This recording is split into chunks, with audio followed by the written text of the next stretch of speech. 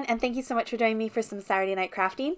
As per my last video, I missed Christmas in July, so we are doing Christmas in August, and I'm going to have some fun using up our scraps. I don't know if you're like me, but I have got a box where I keep all my white scraps, all my black scraps, and these are fantastic for die cutting, for using up on projects on cards, and I thought, let's dive into this. It's starting to fill up. I want to use up some of these scraps and make some Christmas cards that aren't going to break the bank. So I'm going to pull out some of my strips, I'm going to pull out some of my little panels, and I also have a little pile that I keep next to my desk of all the die cuts that I don't use, and particularly all the blank die cuts. So I pulled out some of those as well. I've got some circle die cuts, an oval die cut. These are just left over from projects, and I keep those next to my desk, and when they build up, I give them all to the kids next door and let them play with it. But these are the scraps I'm going to use today. Now, you can use marker pens if that's all you've got. I'm going to use some watercolors for my base of my project, and I am using the watercolors for the background as well. Now, this is so super simple. We are going to blow through my footage and go really fast because it is not complicated, but the end result is stunning and absolutely gorgeous. Now, these are my new paints. How pigmented are they? They have stained the daylights out of my desk. So be aware when you're using paints whether they are really potent like these ones are and might stain your desk.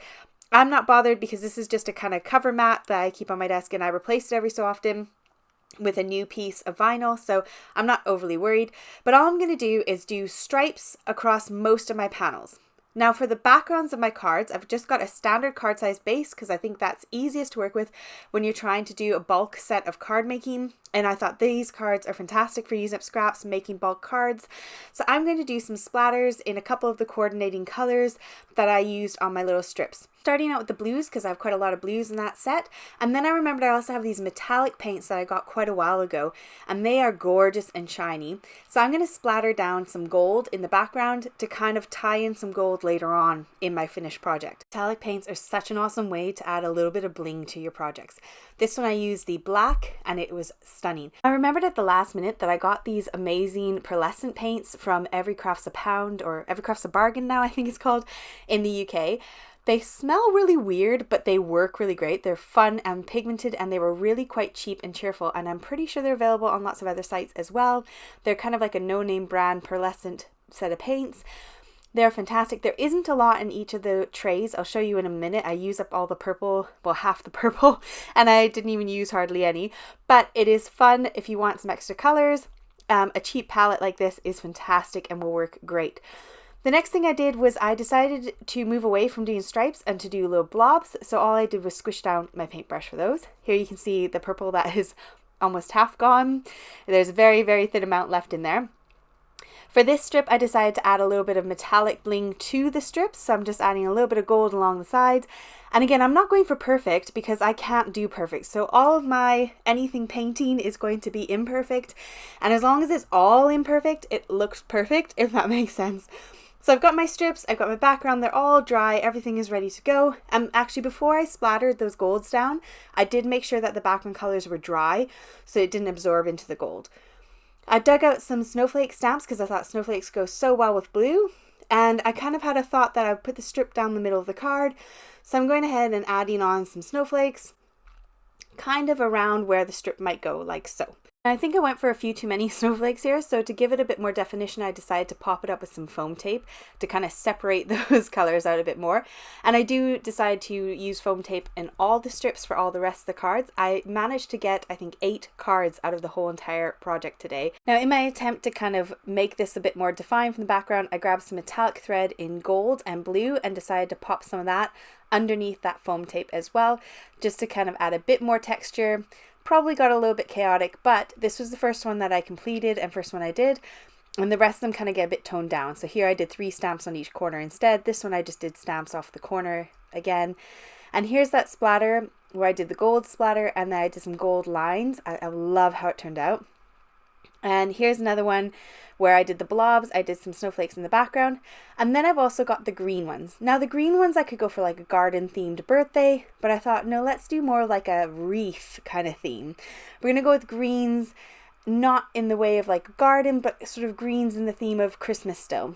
So I'm going to use a kind of pine color and the avocado color, and I'm just going to kind of interchange these leaves, which did come from Christmas stamp, so I was kind of hoping maybe they'd be like Christmas leaves.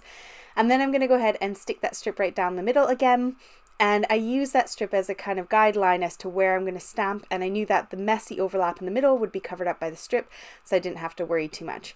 And I love how that turned out. Now here's the blobbies. I added some more of that metallic thread behind in green and popped that up on some foam, stuck it down in the middle. This is the only one I haven't finished off for today, but all the rest I finished. Now this one I wanted to strip right in the middle. I didn't want it to go all the way to the edge, so I decided in order to get my stamp placement a little bit better, I would trace it really, really lightly in a pencil.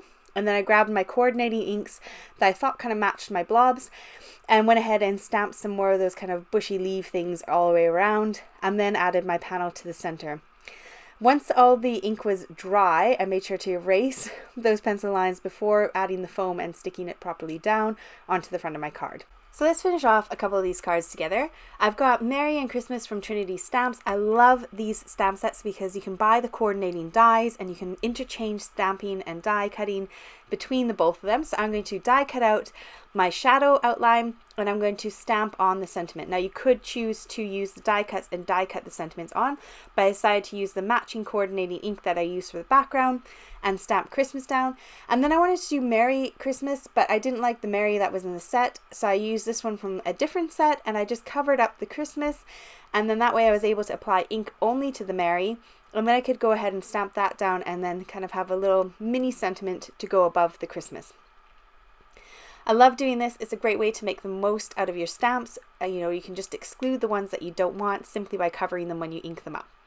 So I made a little bunting banner and I'm going to pop it up with some foam adhesive and make all that pop off the front of the card. And then I can finish it off with a few simple resin flat back gem things. I found these in my stash. I bought them on AliExpress many, many, many years ago. And I've got them in greens, so I thought that was perfect to kind of finish off this card. I love how it looks. You can see those shiny metallic or pearlescent paints popping through the background. This one I did the same, except that I colored some of my cardstock with the same color of ink that I used to stamp, and then I die cut some foliage using the scrapbook.com foliage dies. For my blue card, I wanted to use the Merry Christmas die from Waffle Flower Crafts, and I decided to do the same again as I did for my foliage. So I'm going to color my cardstock to be the same ink that I used on the background. I die cut it out of some scrap, colored it on some scrap, same with the background there, so you can see some hot mess on the backs of these, and that is just purely from using scraps out of my little scrap box. And at this point I thought it'd be fun to add a little bit of snowflakes to the back. So these are all from a Pretty Gets Gritty set. I'll show you at the end of the video which set I used. And she actually has a sale on at the moment because they're going on holiday, so I think she's got like a 20% off sale or something like that. So I'll link the product down below if it's still available and you can check it out. So I stuck the snowflakes onto the back of the sentiment before adding the foam tape so that those little snowflakes also pop up off the card. And I thought it might be a bit too much, but I think it actually looks really nice. And to finish it off, again, I'm going to add some gems onto the front of the card, and I love how that turned out. And here's another version where I used ribbon rather than the metallic thread, and then again some of those flat back sort of glittery gem things. So I love these cards. I love how they turned out. It was so simple and easy to make, and all it took was a bit of paints, and that was it. Here's that gorgeous gold one that we did, and I've got a gold snowflake with a blue snowflake behind it. Finished it off with Merry Christmas on the top and some of those gems.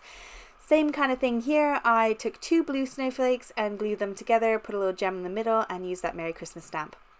Now this one is a Merry Christmas from all of us from Waffle Flowers, which is the stamp set and coordinating die, and I popped that on the front with a little bit of thread behind the sentiment, and then used some Nouveau drops for making some embellishments on the front instead of little flatbacks. And here's that snowflake die set I was telling you about from Pretty Gets Gritty. It's got a massive snowflake in there as well. It's quite a fun set to play with and use on Christmas cards. So in total, I made 7 cards, got 1 left to use up and create something out of, but I love this technique. It's a great way to use the scraps that are in your scrap pile. It's a great way to use up any old die cuts that you've got, and you can coordinate with anything that you've got in your stash, coordinate with your inks if you've got a set of paints. I hope you enjoyed this one today. Don't forget to give it a like and a subscribe if you're not already subscribed. And next week I will be coming to you with a review of the Locklick automatic mug press, so stay tuned for that. I have made a few projects using that, and I'm going to share with you my thoughts on the machine and how it all went. So thank you for joining me. Hope you have a fantastic weekend. See you next week. Bye.